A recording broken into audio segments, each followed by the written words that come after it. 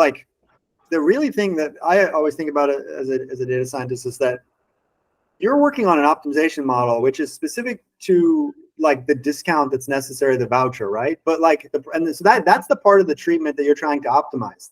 But because the rest of the system not only is not being optimized, but more importantly, it's not even being tracked. Because it's not being tracked, it's not a systematic design decision to send a message at a particular time or a particular thing. There's no, what that means is your own signal is incredibly distorted. You're trying to learn over aggregate like purchase data, but there's all this other treatment going on. Now, of course, there's exogenous factors in the world that we can't control. So there's a limited amount that we can make inferences on top of. But the fact is that our app is interacting and our channels are interacting with users in ways we can control, but we don't because the technology was not designed to do that. As a data science team, you can't go in and like manage and micromanage all those channels and do all these things. And you also don't get to decide that Braze doesn't extract data in a way that is easily.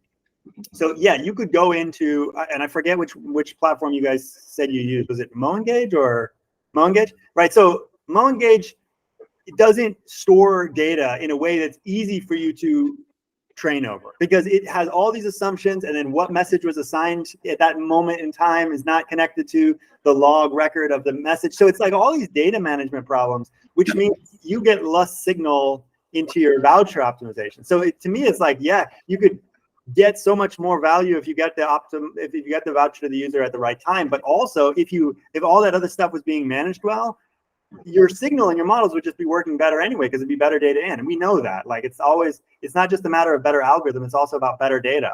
And the problem is like most of our engagement data is just terrible. So if the system is designed to manage that data, then you end up with just better data. So that's one thing. But the second thing is like I think there are longer term incremental downstream effects that we haven't really cracked yet. But I also think that are often specific to a particular business. But I think the value is that your team would be able to manage and model those problems so much more effectively on top of better infrastructure.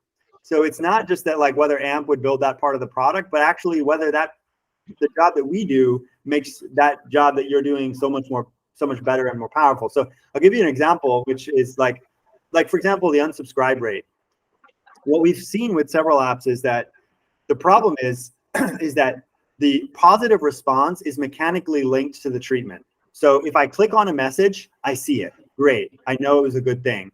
But if I don't click on a message, we don't know if that was because they didn't see it or because they didn't like it. There's no mechanical track in the system, right? So now the second thing is that when a person doesn't like it, what the decision they're making is basically to go in and, for example, turn off notifications. And the way most apps are set up, you don't actually do that in the app. You do that in the iPhone or the Play Store. You do that in your notification settings on the phone.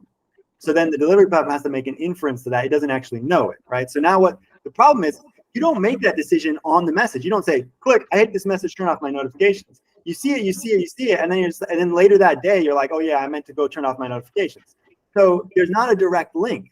So it's harder to measure. So what you have to do is build into the system things like the fact that, all right, well, what we want to be able to do is discriminate between users who we no longer see in the app.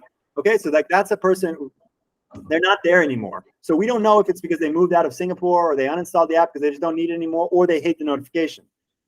That's different than a user who is still coming back into the app. Now we know that they're there, but we don't longer able to deliver a message to them because we see the message failing. So now what we're able to do is then if you track those in a way that's very accessible to you, then you can start to model things like, well, if we match those, what is the subsequent purchase rate on people who are no longer deliverable?